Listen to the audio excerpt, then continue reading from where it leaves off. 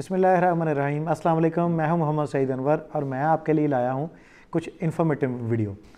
سب سے پہلے میں آپ کو بتاؤں گا شارٹ ٹرم انویسٹمنٹ کے حوالے سے کہ شارٹ ٹرم انویسٹمنٹ کیا ہے۔ شارٹ ٹرم انویسٹمنٹ میں دو چیزیں بہت ضروری ہیں۔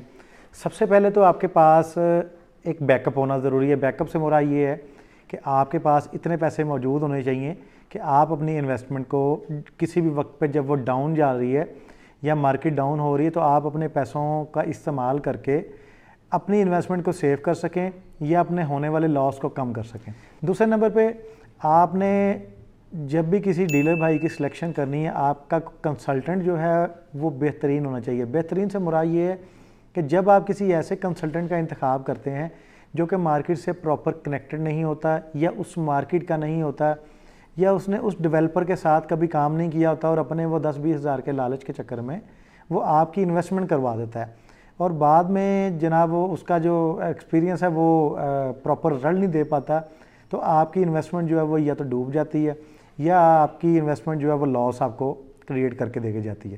تو جب بھی آپ نے کسی کنسلٹنٹ سے مشورہ کرنا تو آپ نے ان چیزوں کو لازمی دیکھ لینا ہے۔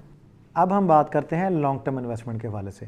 لانگ ٹرم انویسٹمنٹ کے حوالے سے سب سے پہلا پوائنٹ آپ کا مستقل مزاج ہونا ضروری ہے۔ دوسرے نمبر پہ آپ نے جس پروجیکٹ کا انتخاب کرنا ہے وہ پروجیکٹ سالڈ ہو، اس کا ایک اچھا بیک گراؤنڈ ہو، مارکیٹ میں ایک اچھا نام ہو، اس کے آنرز کی ڈیٹیل، وہ پروجیکٹ کتنے سال سے مارکیٹ میں کام کر رہا ہے اور اس کی اپروولز کا کیا سٹیٹس ہے، ان چیزوں کو لازمی چیک کیا کریں۔ دوسرے نمبر پہ آپ نے جب بھی انویسٹمنٹ کرنی ہے تو آپ نے ایک چیز کا لازمی خیال کرنا ہے کہ نارملی آپ کیا کرتے ہیں کہ چھوٹے سے ڈسکاؤنٹ کے چکر میں کسی بھی ڈیلر بھائی سے 10-20-30 ہزار روپے کا فائدہ لے جاتے ہیں وقتی طور پہ۔ جب آپ سوسائٹی میں کوئی چیز خریدنے آتے ہیں، کسی پروجیکٹ میں کچھ خریدنے آتے ہیں تو وہ بڑا عروج پہ ہوتا ہے، اس کا سٹارٹ ہوتا ہے۔ اس کے سٹارٹ پہ ہوتا کہ یہ ہے کہ مارکیٹ میں کوئی 60 70 80 100 کے قریب ڈیلرز بیٹھے ہوتے ہیں اور وہ سب کے ساتھ بیچ رہے ہوتے ہیں چیزیں اور وہ آپ کو ایک بھاری ہیوی قسم کا ڈسکاؤنٹ دے دیتے ہیں۔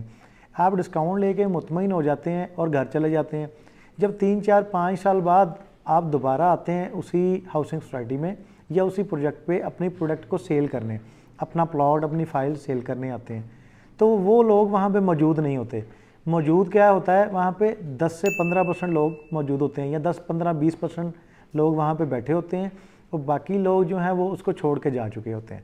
تو اس کا نقصان بھی آپ کو ہی ہوتا ہے۔ آپ نے تو وقتی طور ڈسکاؤنٹ لے لیا لیکن جس وقت آپ بیچنے آئے ہیں تو وہ جو 15-20 لوگ بیٹھے ہیں وہ آپ کی چیز کو آن ہی نہیں کرتے، وہ بیچنے کی کوشش ہی نہیں کرتے اور آپ کی فائل یا آپ کا پلاٹ آپ کو بینیفٹ دینے کے بجائے الٹا نقصان کر کے جاتا ہے۔ اب اس کی بھی ایک وجہ ہے، وہ وجہ یہ ہے کہ آپ نے شروع میں ڈسکاؤنٹ لے لیا اور آپ خوش ہو گئے کہ واہ جی واہ اس بندے نے ہمیں ڈسکاؤنٹ دے دیا، لیکن آپ نے اس ڈیلر کی، اس کنسلٹنٹ کی یا اس کی جو ہے وہ آپ نے یہ نہیں دیکھا کہ وہ کتنا پرانا ہے، وہ کتنی دیر آپ کے ساتھ چلے گا، وہ کتنا ایکسپیرینس والا ہے اور اس کا جو ہے وہ بیک گراؤنڈ کیا ہے۔ آپ نے اس کا بیک گراؤنڈ تو چیک ہی نہیں کیا۔ تو ہم چھوٹے سے لالچ میں اپنی وہ 4-5 سال کی انویسٹمنٹ کو گوا دیتے ہیں۔ تو میرا مشورہ یہ ہے کہ جب بھی آپ کہیں بھی انویسٹمنٹ کریں اس کنسلٹنٹ کا بیک گراؤنڈ اس کا دیکھیں کہ وہ کتنے عرصے سے وہ کام کر رہا ہے اور وہ آگے ہمارے ساتھ چل سکے گا یا نہیں چل سکے گا۔ تو کائنڈلی ڈسکاؤنٹس کی طرف نہ جائیں، اس چیز پہ غور کریں کہ جس ڈیلر کے ساتھ ہم ڈیل کر رہے ہیں وہ ریلائبل ہے یا نہیں۔ باقی انشاءاللہ نیکسٹ ویڈیو میں ملاقات ہو۔